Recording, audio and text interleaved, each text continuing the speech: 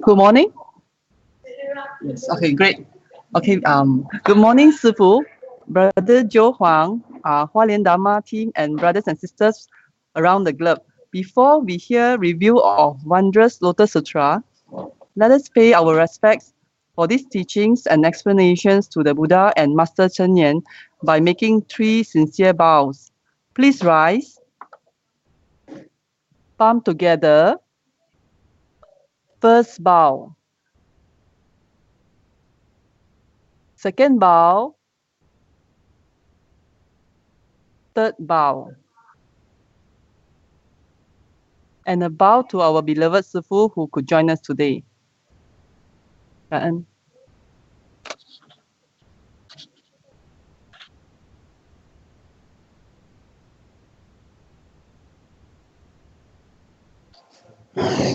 Okay. Good morning, everybody. Can we all hear okay? Can we all hear fine?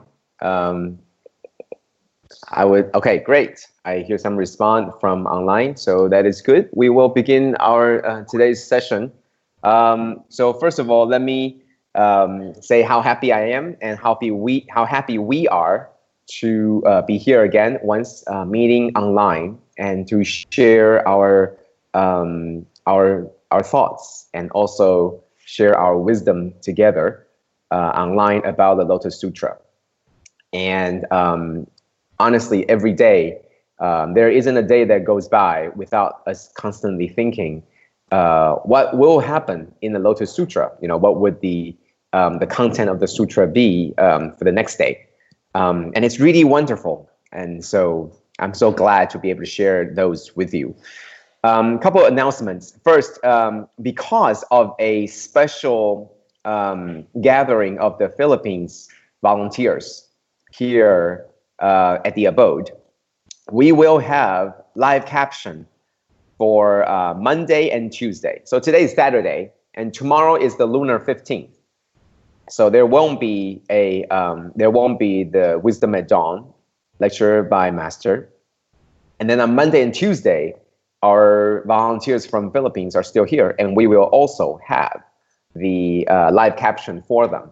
And it's amazing how usually what we do live caption, it's like this, you know, we're just in this small room and then we do the live caption. But instead, we were in the same room as the big audience of, you know, more than 100 people in the audience, and we were doing the typing and we're all doing all the things that we were doing. It would be the same as when we're doing in this room. And but it feels really different, feeling all the people. And I began to imagine this is how it would be if all of you, all of us, we were sitting in the same room, even though we're just looking at the captions. And in a way, I think that's how it is. And that's how it has always been, in that we were always together. And we were, even though we're all in different places, but the one string that tied us together is the Sutra, it's the Dharma. And no matter where we are, we're all connected by this string, all the places. And the center is where the Dharma is. That's where Master is. And we're all pulled in together. And as soon as the lecture is over, as soon as the morning lecture is over, don't let the string just break and just go off our own ways, even though that's probably happened to a lot of us, including myself. But don't let it break. You can extend a little bit, right? Just like kiting, just like when you're flying a kite. You could let it go a little bit, but don't let it break. When time comes, retract it, and come back closer to the center again. That's how I feel. So seeing all of the people sitting in the audience and seeing us translate, it's a very different feeling. And I imagine that it's exactly like that with you all in the same room, even though you're not physically with us. So anyway, so on Monday and Tuesday, we will also have live caption. So for each center, if you would like to do the same service that you do for today, you're more than welcome. It's a service that we do for anyone who has access to the Google Doc, and they would be more than welcome to use it, to share live. And the second thing is next week. I understand that there is a very big event, the Global TEMA Conference, that will be held in Malaysia. And so they will also be off for next week. So next week, Friday and Saturday, we will still have live caption, but we will not have this Lotus Sutra review next week. So this is a couple of the announcements. So now we'll move on to, so once again, to summarize, two things. One, tomorrow there is no live caption because tomorrow is Sunday and Lunar 15, but Monday and Tuesday there will be. Next week, Friday and Saturday, there will be live caption, but there won't be a Sutra review on Saturday, 7 o'clock. Okay, I hope that was clear. Okay, move on to the exciting part. Out of the way with the announcement. In is the excitement of the Lotus Sutra review. Like I said, I could never imagine that Sutra review could be so exciting, but it is. And it's not me. It's not me. It must be because of the Lotus Sutra is already very exciting. You know, with all these millions and billions of bodhisattvas. You can imagine for a TV show that all the people that tune in, how many people could tune in? Maybe millions. Maybe, you know, I don't think it could go into billions, but millions of people, you know, 5 million, 10 million, 20 million. There will be a lot of people already, okay, tuning into the same TV show. The amazing part is this is not a TV show and you have billions, okay? This is billion with a B, right?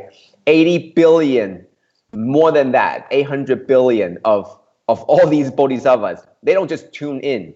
They actually flew in to watch the live show. And you can imagine how amazing this is, okay? It's not just with antenna and then they can watch this live show. No, they were there. And if you ever go to a rock concert, if you have billions of people in that rock concert, it would be amazing. I mean, the only thing I can think of is our volunteers would be there to do, you know, recycling. And I could not imagine how many bottles we will pick up. But anyway, that's not the point. The point that I'm trying to make is that it's exciting. So let's move on. Okay, so today we're going to talk about, we're continuing on to, let's move on to page 2. Continue to move on to page 2 is chapter 13. We're toward the end of chapter 13. So for those of you that are joining late, continue, and you can even share with others about what we have already discussed on chapter 13. But it's amazing. It's a long story. It's a very interesting story. And we're toward the end already. So you'll probably finish and wrap up tomorrow. And then in the next few days, we will be doing a whole summarized review of chapter 13, as well as all the chapters leading up to chapter 13. So for those of you who have not been with us, or for those of you that would like to hear and review all the chapters in the past, I think it's very important that you come with us on Monday and Tuesday, because Master will finish and wrap up this chapter. And before going on to chapter 14, she would do summary. So for those of you that would really like to know more, Monday and Tuesday would be very important. And guess what? Yes, we have live caption. So this is amazing. You know, this is amazing. We have live caption for exactly when we need it. I don't know why, but everything just always falls into places. That must be true love. It's just exactly how it is when everything just falls into the right places. Anyway, I keep on getting veered off topic, but we're talking about chapter 13, encouraging devotion. Let's move on to page 3. Last week on chapter 13, there were 2 things that we talked about. The first thing is the wondrous relationship between the master and the disciples, and we go through the relationship between the disciples, how they really seek the approval. Not only do they seek the approval, but they also seek blessing. You know, as if everything that they do, first, they want the approval, next, they want the blessing. And I think this is not only true in the past, 2,500 years ago, but this is also true now. And it was very evident when the volunteers from Malaysia, Penang, they were back here, and they came back with the volunteers from Burma, and they share what they have done. And you know what? This is not, they didn't come back to seek this recognition or approval. But the very act is, with Master's blessing and approval, these volunteers now have even greater energy and greater affirmation. to do what they need to do and continue what they're doing. So that's the wondrous relationship between the master and disciple. And not only that, master always says that it is the will and the vow of the disciples that made the master go on and continue and go forward. So it's this cycling relationship between the master and disciple that constantly fuel this ongoing effort. Otherwise, it would be very difficult. And therefore, it's a very wondrous relationship, something that can only be spoken and can only be felt. And I believe that all of you have already felt it. Maybe you just didn't realize it. Just like how precious air is to us, but you already know it's precious, but you don't realize it because it's so precious that it's already part of you. Just like right now, can you feel how your fingers feel? If I didn't bring up the word fingers, you probably didn't even know how your fingers feel. But they're already part of you, and they have already been part of you, that you didn't realize that they even exist. And I think on some level, master to us and the teaching to us are so important and intertwined with us that we don't even know how precious it is. And it is oftentimes that we only until that we lost it, only until that we no longer have it, that we realize how precious they are. So let us not wait until that time to know how precious they are to us. Okay, so number 2 was Dharma in life, living in Dharma. And that was in response to the question that how do we remember Dharma unto the next lifetime? And the answer to that, as Master always told us, is that to practice it in life. You practice so much that it becomes part of you. Something like when you are sleepwalking, you're doing the exact same thing that you will be doing when you wake up without knowing. And that means it's so much into you and part of you that you do it without knowing that you're doing it. And that's how Dharma should be. Just like breathing, just like it's part of us. And I think it's very important. So this is what we said last week, and that was a very short recap. Move on to this week. Interesting. This week on chapter 13, we're talking about their future, which is our present, our past, which is their present. And I'm going to go into what we're talking about. It's really, we're watching, we're looking, and we're reading the sutra that is from the people of 2,500 years ago. They are talking about their future, which is our present now. They're foreseeing their future, and they're foretelling their future, which is what we see now. Is what we have today exactly what they have foretold? Is what we have today exactly what they foresaw what it was going to be? Very interesting. The next thing is Lotus Sutra reconnected. How are we going to reconnect this chapter with other chapters? We did a summary, I think 2 weeks ago, on all the chapters that's sort of leading up to chapter 13. But I think more than that, there are some themes that are recurring. And I would like to go back to some of the two chapters that have very deeply intertwined, at least in my mind. So to let us know that actually all the sutras are always connected. Don't be afraid to go back to the previous chapters, to read again, to be reconnected, because this sutra, all the chapters are all connected. Remember, this is the same person speaking. It's Buddha talking. And what Buddha said on today and what Buddha said 10 days ago, 20 days ago, 30 days ago, or a month ago, a year ago, it's following the same logic. So therefore, all the chapters are intertwined and related in some way. You can always find the reconnection, and don't be afraid to make the connection, because you will find out that all the chapters are related, and it will be a stronger recognition and stronger understanding of what the Buddha is trying to preach. Okay, so now let's move on to the first topic, which is their future, our present, our past, their present.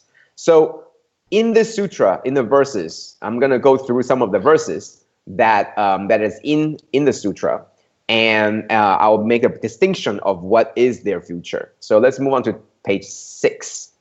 So this is excerpt from the sutra itself, their future, what they are thinking about in the future. So first, there will be many ignorant people. These are excerpts from the sutra itself, okay, the short verses of this chapter.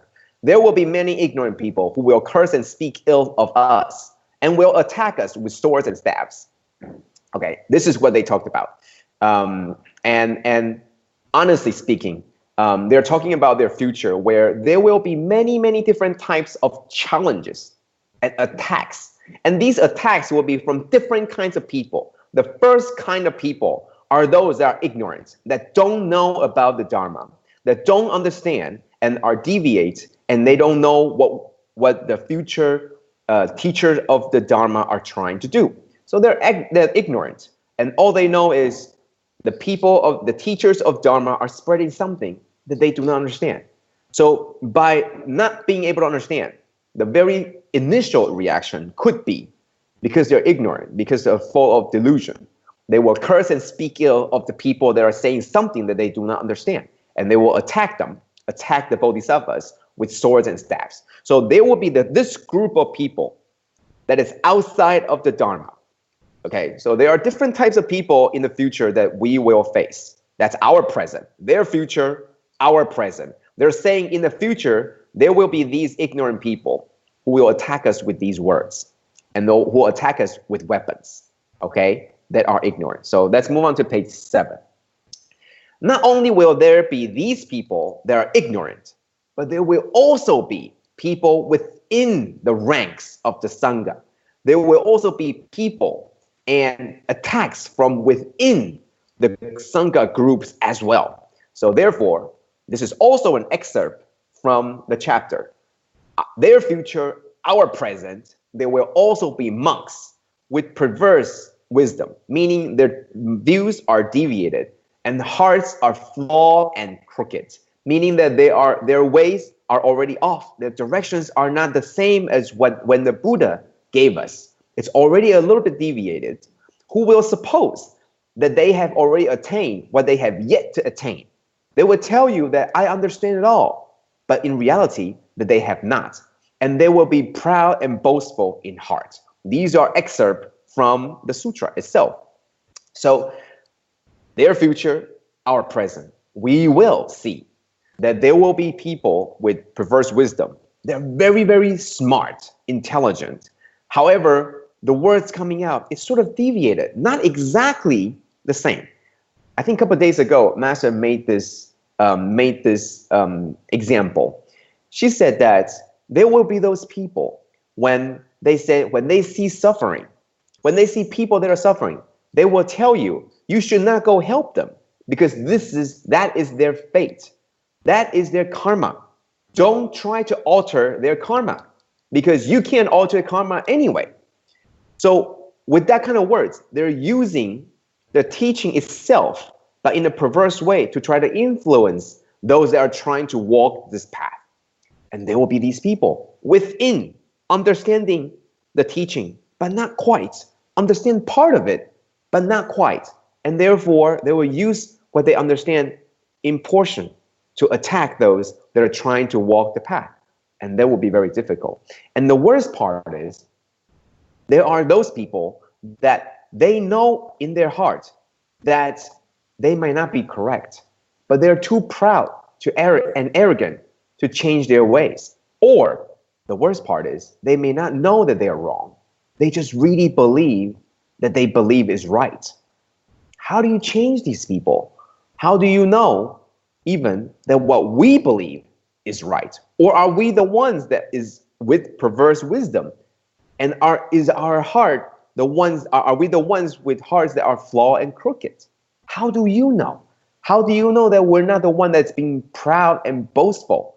How do you know that we are not the ones who said that we have known and understand now and attained, but yet we have yet to attain? How do you know we're not those people? Next page, page 8. Once again, excerpt from the chapter. There will be those forest-dwelling monks. Well, in a way, forest-dwelling, in a way, it talks about those that are in seclusion, in delusion, and they're in seclusion. They're retreated into the wild, retreated into seclusion, wearing clothes of patch rags, meaning that they are practitioners, living in retirement. Well, it doesn't really mean that they retire. It just means that they are living in a very free world where they can do whatever they want, and they're not really working hard to maintain themselves. And who will claim they have preaching the true way, but despising and looking down on all humankind? So we talk about the first group of people who are ignorant. They're outside of the Sangha order. Then there will be the group that's inside the Sangha order, but then they do not have the complete teaching. And then there will be those that have retreated and say, well, you know what? I don't want to have anything to do with this world. Anything to do with this world is all tainted. I don't like it. It's all affliction. I don't like it. So I'm going to retreat into the wild, retreat into seclusion, myself only. And I will be chanting, I will be doing all these things on my own. And I will look down at these people that is full of affliction, full of conflict. I don't like them all and despise that. There will be these people as well, thinking that everything in the world is filled with affliction and looks at everything with disgust. Like, you see, people killing themselves, people killing each other, people destroying the world. I don't want to have anything to do with that. And I am going to just practice and cultivate on my own. Nothing to do with this world. So I'm leaving. There will be these kind of people too. On page 9, there will be a more different type of people. Who are they? They are the actual people. They're the actual monks in the order as well. So there are those that's retreating into the wild and have nothing to do with people.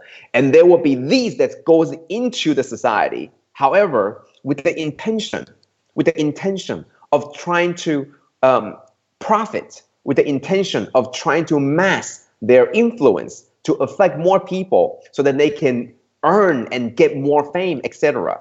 So their intention is already wrong and their intention is already deviated. And so to further their agenda, they will even try to preach the non-Buddhist doctrines. Okay, they will even preach the non-Buddhist doctrines. However, the worst thing is that they would tell more people that look at those people supposedly are walking the right path. They would defame these other people and say, look at them. They are the one that's doing wrong, and they are preaching the non-Buddhist doctrine and fabricating their own scriptures. And the reason why I put this in orange was because one of the questions that we had before actually came up. Somebody actually said, and this was coming from, I think somebody read somewhere, that the Lotus Sutra was actually fabricated or was actually made up by the disciples of the greater vehicle years after Buddha had already passed. Now, without knowing what was true, without knowing what really happened, because we're not there, or maybe we were there, but we have long forgotten that we were there, this is really true happening, right? So their future is our present. Almost everything they say, well, I don't want to say almost, well, everything they say is already happening in today's world. All the things that we just talked about, the people attacking, the people within the Sangha saying different things or doing different things, retreating into the world, retreating from the world, these are really happening, including all the things that were being said. Preach. These are the ones that preach non-Buddhist doctrines. Don't believe them. This is not true Buddhism. Okay? And Lotus Sutra is just something that's fabricated. Okay? So can you imagine what they said about their future? We don't have to imagine. That's the world that we live in right now. So page 10. Not only that, spread. Harsh words will be said. In the midst of great assembly, they will constantly try to defame us. They will address the rulers, high ministers, brahmins, and householders, spreading the rumor as wide as possible, as well as other monks, slandering and speaking evil of us, saying, these men of perverted views who preach non-Buddhist doctrines. This is, the more that we go into this, the sadder I become, because it's not for the fear of the future. It's for the recognition that that is our present. Move on to page 11. Continue. I mean, it's not, there's a huge section, and you know what? I wasn't even complete in compiling all, but it's very sad. But let's continue on page 11. In this evil age, there will be many things to fear. Evil demon will take possession of others and through them curse, revile, and keep shame on us. This is very, very scary and sad. Why? The evil monks of the muddied age, failing to understand the Buddha's expedient means, how he preaches the law in accordance with what is appropriate, will confront us with foul and angry language, and banish us to places far removed from towers and stupas and temples. These are from today. This segment is from today. Why? Because in the future, or our present right now, people will not be able to differentiate what is right and what is wrong. They will not be able to differentiate. Buddha spoke of these words as skillful means, as an expedient way. It's not the final and complete. They will not be able to differentiate. And sometimes they will even see the expedient way as the only way, and they will be lost. And then they will turn around and say, you are wrong, even if you're walking the righteous path. And so in this age, it will be very, very muddied. Just like the water, the pond, it's completely muddy. You don't know what is right. You don't know what is wrong. You just don't know, because there are always people saying things against what you want to do. Whether you want to do it this way, somebody would say, no, I don't believe so. If you want to do it that way, people will still say, no, no, no, that's not right. And they will always present to you the writings in the scripture. They'll always tell you that it's written this way in the Sutra. People are lost. We don't know what to do. We don't know how to differentiate. That's their future, and that's our present, and that's why it's very scary. Let's move on to page 12. So our present, that's all their future. But is it really happening in our present? Yes. But they also tell us what we can do. This is perhaps the most important part of this chapter. The chapter was very detailed in saying all the things that will happen, all the negative things that will happen, but they'll also continue to tell you what we can do. What can we do? We will endure. We must endure with this all. So once again, going through the excerpt from the Sutra, and this is only a small segment. Reverently trusting in the Buddha, we will put on the armor of perseverance.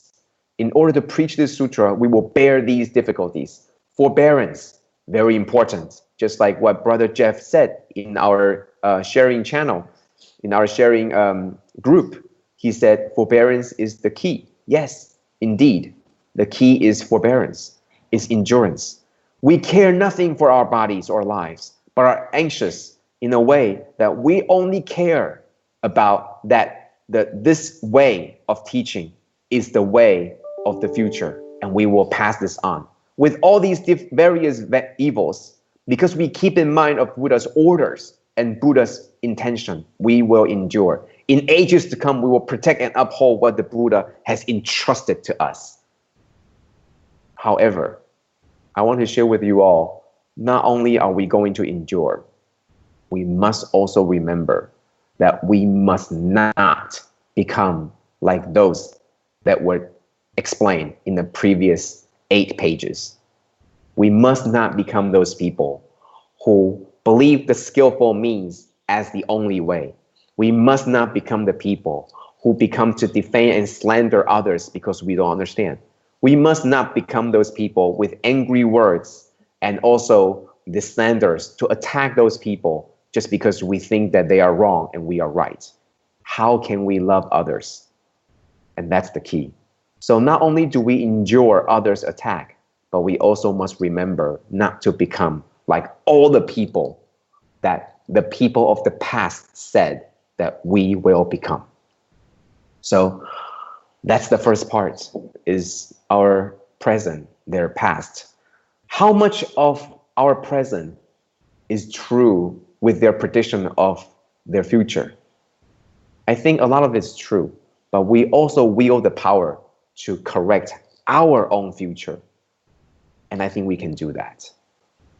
Because if you look at Devadatta, it's also true that in the age of Buddha, they have already had a lot of the same problems. So in a way, even though it's our present, their future, it is also their present, our past. So have we evolved much?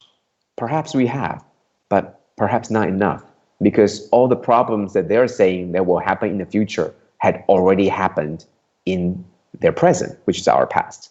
So how do we make a better future? Well, They told us the ways to go: endure, endure, and endure. Forbearance, put on the armor of perseverance, and continue on. And Master today told us how. It's not only enough to endure, but we must also persevere and be able to stand through the test of time. Let's move on to page 13, and it's already 7:27. I have 3 minutes to try to cover the second part, Lotus Sutra Reconnected. Let's move on to page 14. I wanted to get back to Teacher of the Dharma, which is chapter 10. For those of you that have been with us since the beginning when we start doing the Lotus Sutra sharing and review, this is the chapter that we began with, Teacher of the Dharma. And I have very deep association with this chapter. And I know Brother Yoping did a very thorough depiction and description of this chapter in his other time. And so hoping one day maybe he can give us the same sharing about what he shared with others on this chapter. But to briefly summarize, in fact, in this chapter, the Teacher of the Dharma, Buddha had already described the future where it will be very difficult to uphold the sutra. Buddha had already, beginning with chapter 10, to tell people, this is what we need. We need more people to uphold the sutra. We need more people to spread the sutra because it's going to be difficult. And we need more people together. And not only that, but the Buddha also promised to provide assistance. What kind of assistance did the Buddha promise? He said, I would, with his hand, he touches our head and told us the 3 tracks that we should remember. Always be in the room of great compassion. Don't leave anywhere. Always remember great compassion. Always put on the robe of forbearance because there will be many things that we need to endure. And always remember no detachment. Do not be attached of the words that were attacking you. Do not be attached to the words that are saying nice things about praise for you, but always detach because what we're doing is right. We're not doing because somebody attacks us or praises us. We're doing this because it's right. So he told us the way to go. He also told us that wherever we are, a stupa or a treasure tower will appear. Wherever we are upholding the sutra, he will be there. The Buddha will be there with the stupa, with himself. And he showed that in chapter 11 with the emergence of the treasure tower. So he showed us that. That's his promise. That's Buddha's promise to us, to the ones that were upholding the sutra. And not only that, Buddha said, if we forgot, he will make us remember. I guess with PowerPoint. He will make us remember the things that we're supposed to say. And not only that, he will send forth his convoys. He will send forth the bodhisattvas to us when we need them. And is it possible? Yes. Because of all the great bodhisattvas that have made the great vows in chapter 13. All the ones that says, we will stay in this world, go to the places where Buddha most cared and loved, which is everywhere, and they will spread the teaching and care for those that are loved by the Buddha. And these bodhisattvas are sent, even though they are willing to go on their own, but that's Buddha's word, his promise that he will provide assistance to all of us that's upholding the sutra. And I think this is very much connected. In chapter 10, we heard of the stupa, and in 11, we saw the emergence of the treasure tower. In 10, we hear that he will provide us, Buddha will provide us with all the people coming to support you. And guess what? In 13, there are all these bodhisattvas from all over that made the vow to be wherever there is the sutra that will be upheld. Amazing. Lastly, on chapter 3, in chapter 3, in the parables, we remember that there was talking about the internal conflicts of Shariputra, that he wasn't really sure. And this is where I want to finish in, where I want to close today's sharing in. If you go back to chapter 3, right before the parables of the burning house, there was a huge segment about Shariputra was exactly saying how he felt. He used to feel that the only teaching that he had received were the small vehicle, were only for the hearers and only for the solitary realizers. And that was it. And he used to see other people, the great bodhisattvas, they are being entrusted with Buddha's instruction and vow. entrusted in them to carry on.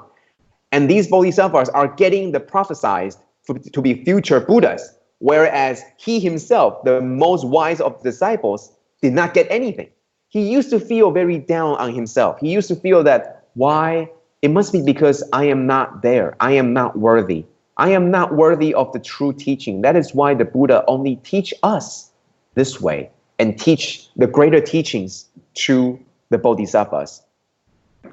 But in chapter 3, he turned and he realized it's not the case. Buddha will teach the same thing to everyone, but it is up to you who made the vows to receive. So if you see other people like, oh, so-and-so always gets the attention of the CEO, so-and-so is always getting the opportunities that none of the other people have. Why? Why is Buddha only speaking to Shariputra and not to the other people? Why?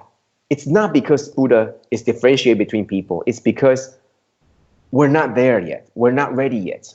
Our wisdom isn't enough to see that actually Buddha is speaking to us with a greater vehicle. And Shariputra understood. And therefore, he made the great vow. Once he made the great vow, he opened himself up and say, now I understand. Now I'm willing to take on more responsibility. Now I'm ready to walk on the greater path. This is to share with all of you. Do not feel that we are not important. We're all very important. But how important and how much we can do is not depending on how much master or our officers or Buddha look at us. It depends on how big of the will and how big of the vow that you want to make. The bigger the vow that you make, you will be able to get and grab and obtain more opportunities to spread the Dharma. It's not something that is offered to you. It's something that because of your great vow, you are willing to do. Somebody once told me that you don't learn to do something just because you're granted a title. You learn and you do something. And because you know how to do something, you are given and granted that title. So it's something that we should all remember. Don't look down on us. Have deep faith. Even though in the past, they have prophesied our future to be filled with all these defilements, to be filled with all these angry words and angry attacks, whatnot. But do not be afraid, because we ourselves will be able to shoulder and put on our armor and put on our robe and sitting on the seat of emptiness and know how we should take care of all these attacks coming in. So this chapter will probably finish in the next few days. On Monday and Tuesday, I will look forward to be able to have this honor and pleasure again to do the live caption for all of us. And in tune, hopefully, that we will get to see the summary. We will get to see the summary of this chapter as well as how it actually interconnected with all the other chapters. So looking forward to the live caption on Monday and Tuesday, and with all of you, whoever that can make the time. And hopefully it will be another wonderful and exciting episode of Lotus Sutra. So that's my sharing for today. Thank you. And I think we will move on to our sharing from today. And I think that's from, I'm not sure where that's from. Sister Xiaojing, please take over. Yeah. Thank you. Okay, Brother Joe. Today we will hear two persons to share from Starbuck. Starbuck side, are you ready? Kan?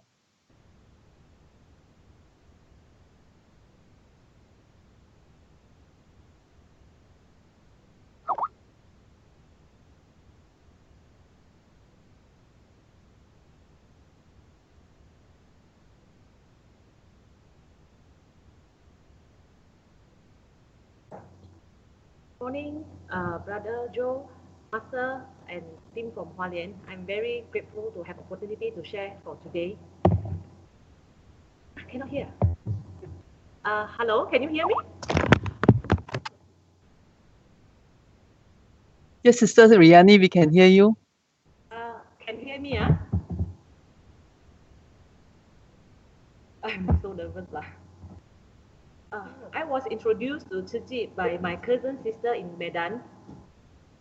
After qualifying as a volunteer in 2011, I did not participate much in city activity except the parent bonding class. However, deep down inside me, I knew that this is the right path, but somehow I just could not locate the key to unlock the treasure tower in me.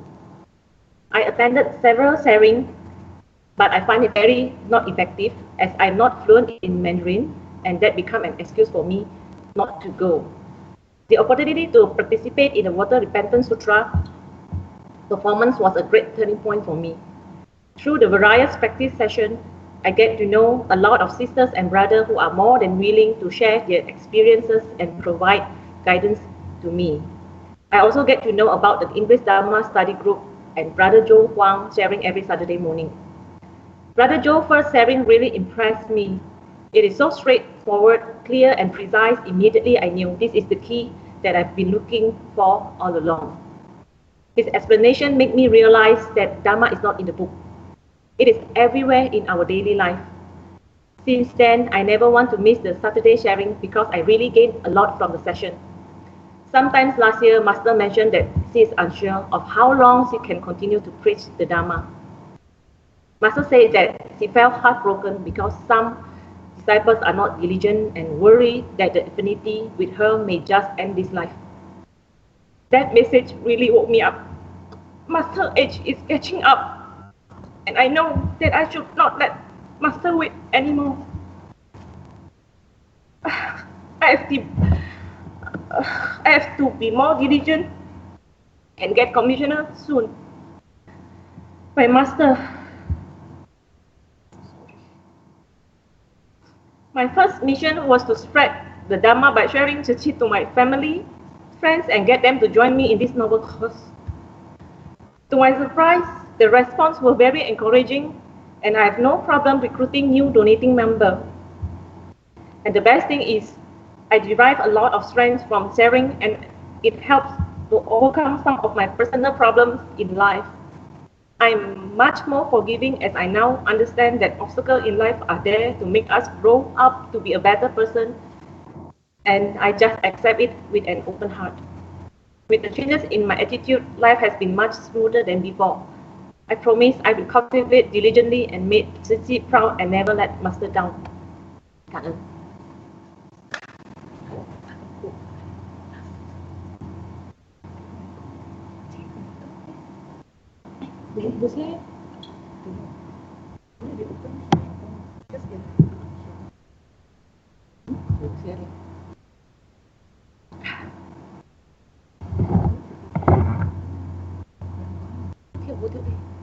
Is there another person? Thank you, Sister Riani. Is there another person that's going to share from Stapak? Yes, yes, Sister Lacey will share. Good morning, brothers and sisters. I'm Lacey from Stapak Center. I actually attended the first English session last year, sometimes last year March, and the session was about talking about the tree refuge, and the explanation was very good.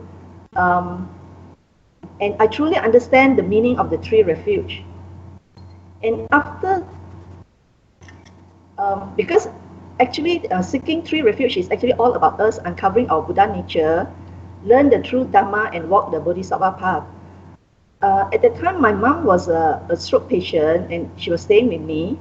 And I remembered once a very well-known Dharma master came to KL for a grand prayer ceremony. And my sister insisted that I must bring my mom to take refuge from this master formally. I was not willing to do it because it's not convenient to take her out, and I have doubts that this will help my mom in any way. But I just could not convince her. With my understanding by Brother Joe, I was able to explain to her clearly, and from then on, she did not pester me to do this anymore. And I also remember that during the first session, Brother Joe was saying that, he hoped that all those that is attending the sharing session is not coming here just to accompany their friend. And at that time, I really thought that he was talking about me because I was pestered by Sister Riani to accompany her because she said that her husband was worried about her safety driving alone in the morning. So I do not know whether that is true or if that's the trick, to bring me there. But I really want to thank her because I really I really gained a lot from there.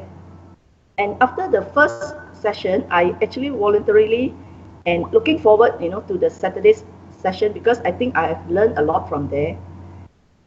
And at that time, the Saturday session was always very timely. It's always related to the upcoming event activity, like the Buddha bathing ceremony and the pilgrimage. I remember at that time I did not want to register for the pilgrimage because I have to wake up early and I thought it was very tiring. And because of the session by Brother Joe, I immediately went ahead to register for it. And I have no regret joining it, though I was physically drained halfway, but the mental strength to carry on is so amazing because there are so many brothers and sisters walking beside me. It just gave me the boost in energy to persevere and complete it. I was very glad that I signed up for it because to me that was a great mental test. And now the Saturday session has since changed to the weekly review of the Lotus Sutra. And with Brother Joe's guidance on the Lotus Sutra chapters, I can tie back to the book easily now. The book doesn't seem so alien to me anymore. Before that, my Lotus Sutra book was only displayed nicely in my bookshelf. And now I put it on my study table. And when I'm in doubt, I always refer to it. And I also make it a habit to read a little before I go to bed because there's so much to learn from it. I have been in TNC for the last 3 years, and getting enough donating members was always my biggest obstacles. After constantly getting the spiritual nutrients from the sharing, it gives me a lot of courage, and now I have more confidence to share Tzu Chi with my friends. I think most important thing is we have to be very sincere, we have to set good example and be mindful of our behavior and conduct. As Master said, everyone has a Buddha nature waiting to be uncovered, and the affinity will come one day. We just have to plant a good seed and wait for the right condition for it to flourish. This year, I'm glad that I managed to break through that obstacle and become patient. I'm certain that with the guidance from brothers and sisters and our strong Hualian English support team, I am able to overcome all the challenges that may come when walking this path. Thank you. That's all about my sharing.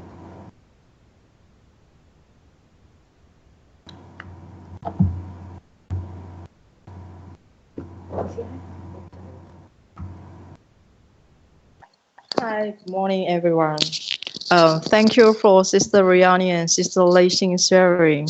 And actually, I think for the conclusion that I would like to share is just like for those two sisters sharing, I think they found the Dharma joy after attending the Saturday.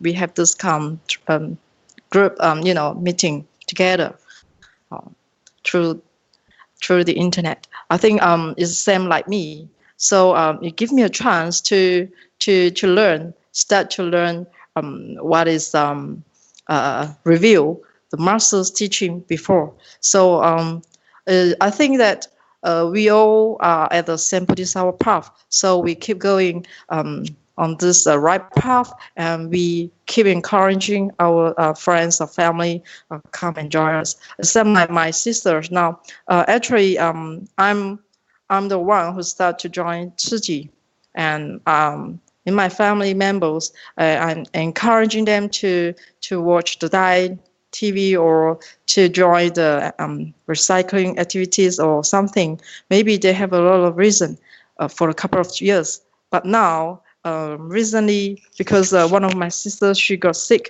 and I go back my country last few weeks ago. I go back to Malaysia, and I start to give some sharing and for her how to take vegetarian and for her personal healthy and so on. And I think she start and gradually can accept what is what I've done in Tzu Chi for a couple of years, and now she's getting to receive my opinion. So I think it's the first step. It's good for me to have a chance to keep encouraging her to start to be a volunteer one day. This is, I hope so. So I think everyone same too. We keep going and do the right thing. So I think I pass it to Brother Joe. Okay, Thank you, Master De Huang, for this part. I think it's really with the utmost gratitude to our team here, who also believe the same and also walking the same path, as well as thanks to all of you who are willing to be with us and also sharing with us how you feel. And it is my hope that in the future, for example, it is my hope in the future that the live caption, can be done with your the volunteers locally, and also the the sharings will also be done among yourselves and be able to inspire each other. After all, I really believe that Master laid out the road and laid out the direction, and it is up to us to do what's next. And so that's what we're doing. We're doing what's next to make our lives in tune with what Master hoped for us.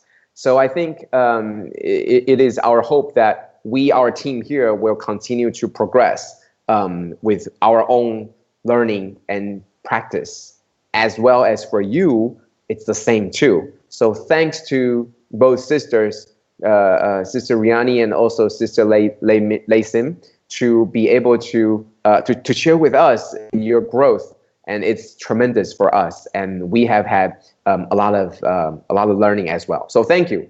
We're gonna move on to the QAs. So let's move on to the QAs. And once again, this week is very interesting questions. So the first question is about the consumption of alcohol. Now, I'm not sure if we have not answered this question, because for some reason, I thought we have, and the alcohol question keeps on coming up. Is it because you guys really are deciding whether you want to drink or not? If that's the case, thank you for asking, continuing to ask. And I think it's good. If you can't find the reason or the answers yet, keep on asking. That must mean that we haven't given you the answer, or you haven't found the answer. So it's good. Continue to ask. It's a tug of war. But to summarize simply, is that there is always another way. There is always another way to resolve, whether it's health reason or even a prescription by physician. Have you ever gone to the physician and they will ask you, are you allergic to certain medicine, right? If you tell them, I prefer not to take this type of medicine, are they going to say, well, I'm sorry, that's the only way, so you're out of luck? Are they going to say that? Probably not. Probably not, okay? I'm not a doctor, so I can't tell you precisely, exactly, but probably not. Same thing.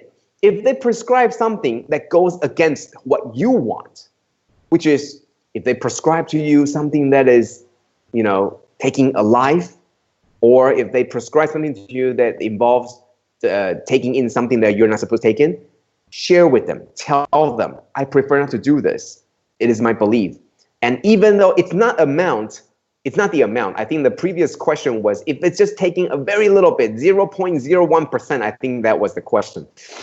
Does that count? Does that count? See, it's not the amount that counts. It's amount that are you willing to uphold? Because in the future, maybe there will be a lot more questions that is dubious, like, should I take yes or should I take no? It's all about how firm you are in believing and upholding this precept, okay? So once again, it's not so much asking what is permissible, it's so much as asking how much you want to uphold this, okay? And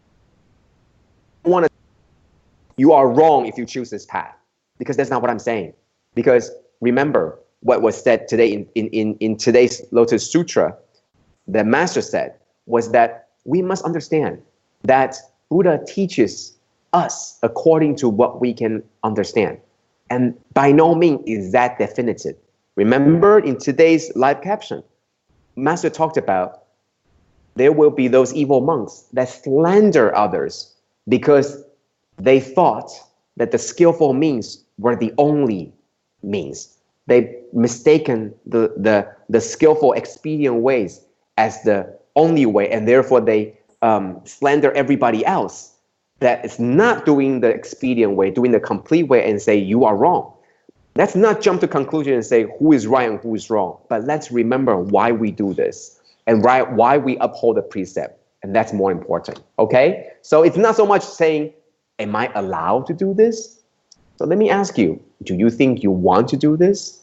And if you want to, and you are okay to be able to say, you know what, it's okay. I think yesterday, one of our sisters who is got the Chinese medicine, traditional medicine background, she said that, you know, there was one of the sisters shared that once she went to the hospital, and in the prescription of the Chinese medicine, there's something called the antlers of the deer, which is actual antlers, okay, of the deer, the horns, you know, antlers.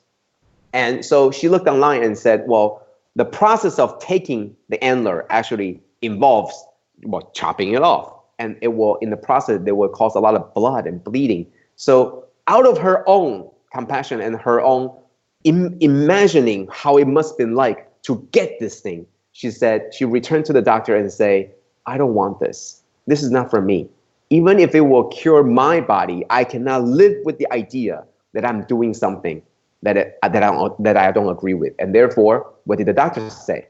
The doctor didn't say, well, that's too bad. No, the doctor said, well, let me give you a different prescription. So there's always another way to find a better way to get better health, not conflicting with what you believe in, okay? So question number two, I think this is similar to what Sister Lacey, I think, was talking about, to reciting the Sutra, but it's not the Sutra of Infinite Meanings. But someone said, I heard that we are encouraged to recite verses of Sutra of Infinite Meanings before sleep.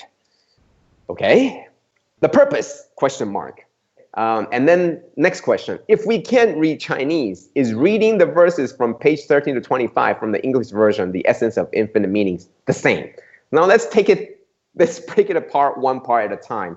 First of all, maybe it is true that somebody encouraged somebody to recite the verses before sleep. For me, I don't. And I don't encourage everybody else to do this.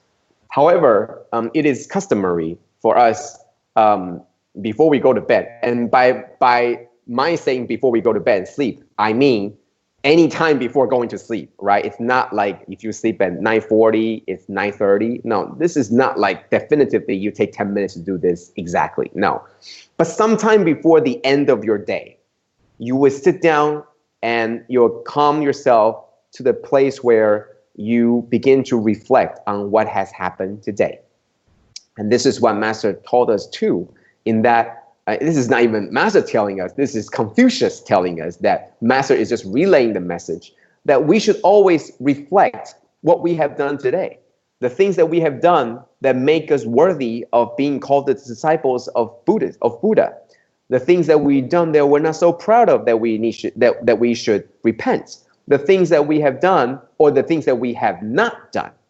And maybe to even review what was said today, what was said against me, what was not said on me. These are the things that we can always reflect.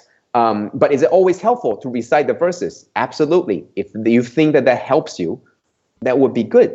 However, don't do something just because other people ask you to do, because it would just be like counting sheep. You'll just be reciting and then you'll just be falling asleep because you don't really know why you're doing this. If you're asking me what the purpose is, then I would encourage you to not do it because you're not sure why. We do something because we know the benefit and we want to do it.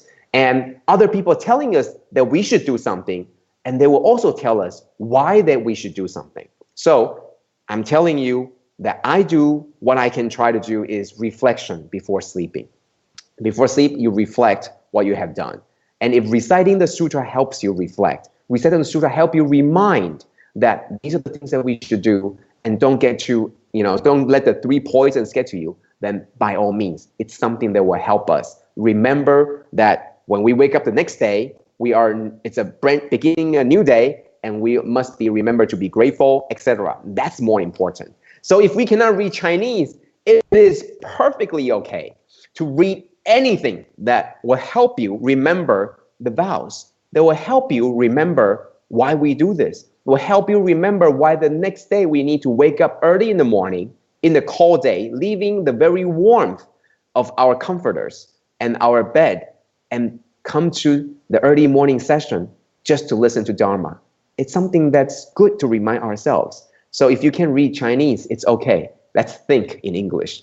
That's perfectly fine. There is no rule saying that you must read in Chinese, or it must be coming from page 13 to 25. It's really okay, all right? So question three is, if someone prefers to chant and engage in meditation, how do we encourage the person to join us doing Tzu Chi activities? I think this is a question that probably pops up very often.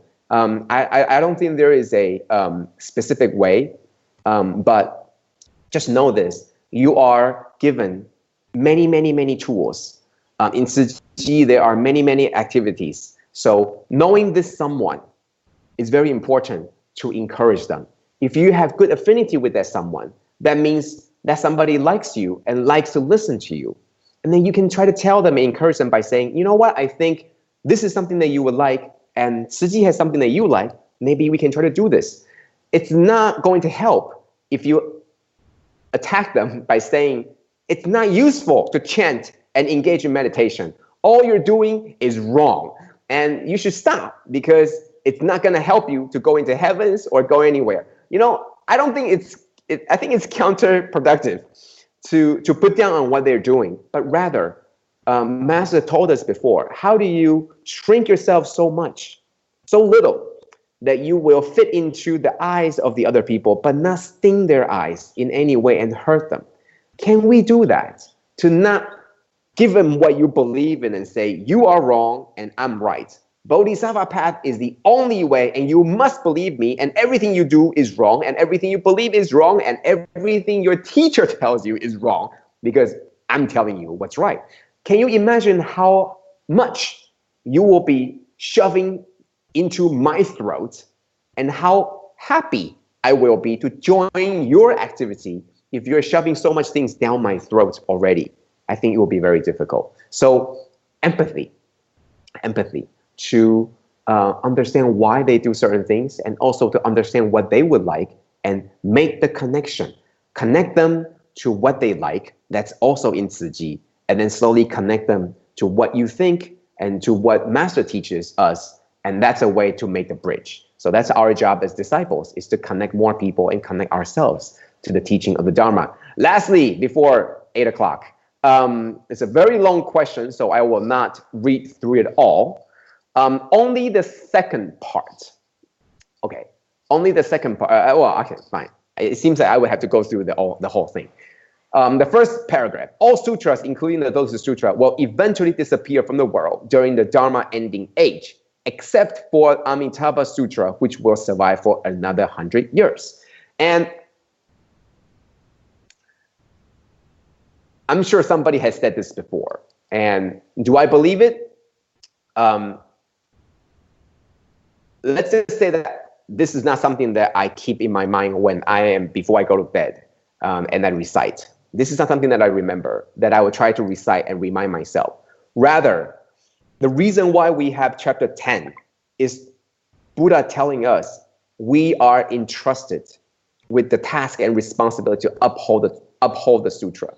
As long as there's one person that is willing to uphold the sutra, then this sutra will continue on. And that's why we're here.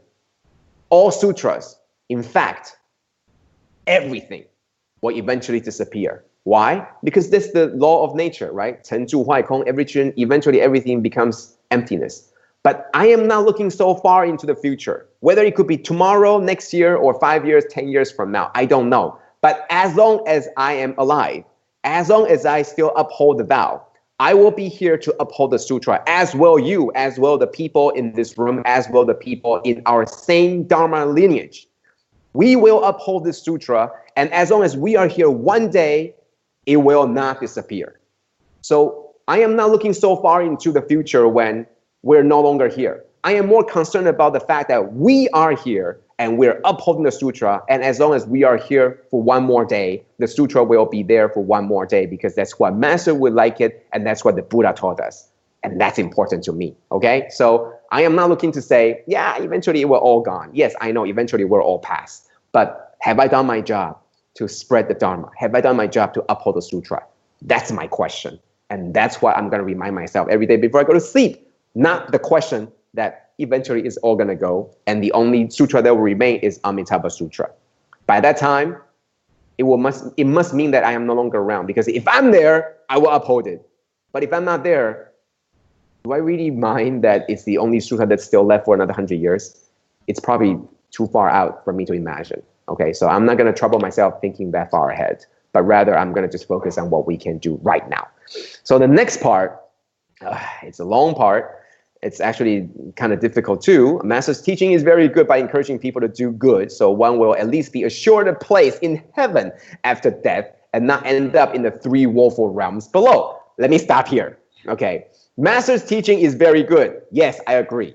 Now, encouraging people to do good. Yes, I agree. So one will at least be assured of a place in heaven after death and not end up in the three woeful realms below. I don't know if that's a causation and the resultant, okay?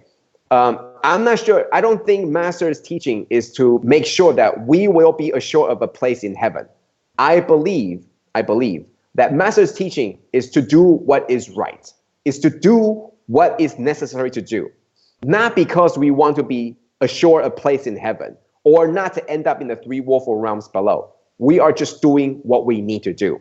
I think when we're doing what we need to do, we are not looking at the result, where we're going to end up, but rather we're only thinking of the people that we need to help. We're only thinking of the affliction that we try to get rid of. We're only thinking of trying to make connections to the Dharma, okay? Next, however, I believe Sakyamuni Buddha's teaching is to encourage us to make a vow to be reborn in the Western Pure Land to cultivate, to become the real Bodhisattva and eventually a Buddha under the personal tutorage of Amitabha Buddha, and to lead Bodhisattva.